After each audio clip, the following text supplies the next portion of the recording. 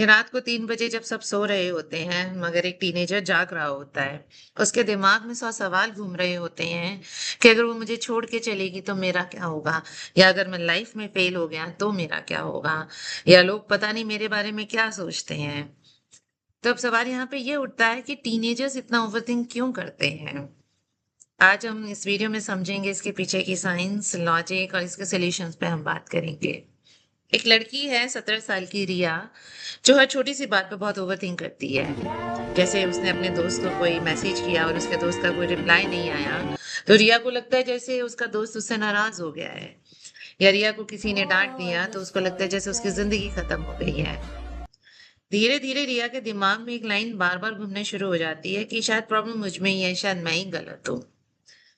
पर सच पता है क्या है? रिया नहीं, उसका दिमाग उसको धोखा दे रहा होता है। जैसा कि हम जानते हैं कि टीनेजर्स में जो ब्रेन का इमोशनल पार्ट होता है वो बहुत ज्यादा हाइपर एक्टिव होता है। और ब्रेन का प्री फ्रंटल कॉर्टेक्स जो कि लॉजिक्स को अंडरस्टैंड करता है, थॉट्स को कंट्रोल करता है, वो अभी फुली डेवलप ही नहीं हुआ होता। इसीलिए टीनेजर्स को हर छोटी सी बात लाइफ की बहुत बड़ी प्रॉब्लम लगती है। टीनेजर्स को बातों में लॉजिक समझ ही नहीं आता है।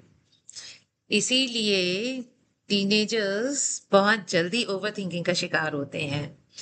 अब प्रॉब्लम कहाँ होती है? जब वो ओवरथिंकिंग बहुत ज़्यादा बढ़ जाती है। जब ओवरथिंकिंग बहुत बढ़ जाती है तो टीनेजर्स कई बार साइबर बुलिंग का या प्रेशर का या ह्यूमिलेशन का शिकार हो जाते हैं। भारत के आईटी एक्ट 2000 के अकॉर्डिंग ऑनलाइन प्लेटफॉर्म पे किसी का मजाक उड़ाना या किसी की इंसल्ट करना कानूनी तौर से गलत है।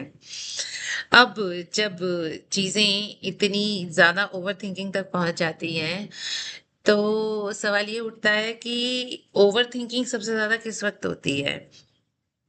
सुबह, दोपहर या रात? आप मुझे कमेंट में बताएं कि आप ओवरथिंकिंग सबसे ज्यादा कब करते हैं। अब अगर आप टीनेजर हैं और ओवरथिंकिंग का शिकार हैं तो आज से आप ये 3 काम शुरू कर दें। पहला, राइट योर थॉट्स। आपके दिमाग में जो भी थॉट्स हैं, जो भी आपके दिमाग में चल रहा है, उसको अपने दिमाग से निकालें, उससे डिस्टेंस क्रिएट करें, उनको थॉट्स को कागज पे लिखना शुरू करें। जो भी थॉट है, पॉजिटिव नेगेटिव, जिस तरीके के भी थॉट्स आते हैं, जस्ट कीप ऑन राइटिंग, उनको लिखना शुरू कर दें।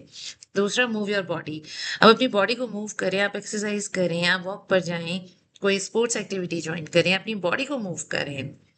तीसरा, रियलिटी चेक करें। रियलिटी चेक मतलब कि कई बार आप जो सोचते हैं वो होता ही नहीं है। कई बार आपका डर कभी सच ही नहीं होता।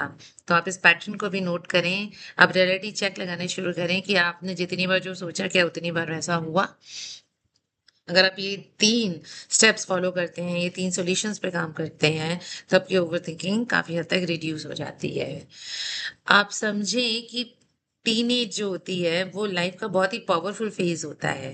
और इस टीनेज में अगर टीनेजर्स अपने दिमाग को कंट्रोल करना सीख जाएं, अपने माइंड को स्ट्रांग बनाना सीख जाएं, तो लाइफ की कितनी भी बड़ी प्रॉब्लम क्यों ना आ जाए वो कभी नहीं टूटेंगे।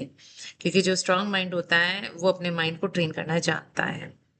यदि आप चाहते हैं कि हमारे टीनेजर्स इमोशनली स्ट्रांग बने तो चैनल को सब्सक्राइब करें, लाइक करें और शेयर करें। क्योंकि यहाँ पर हम बात करते हैं ब्रेन की रीवायरिंग की और हिडन फैक्ट्स के बारे में। Thank you so much.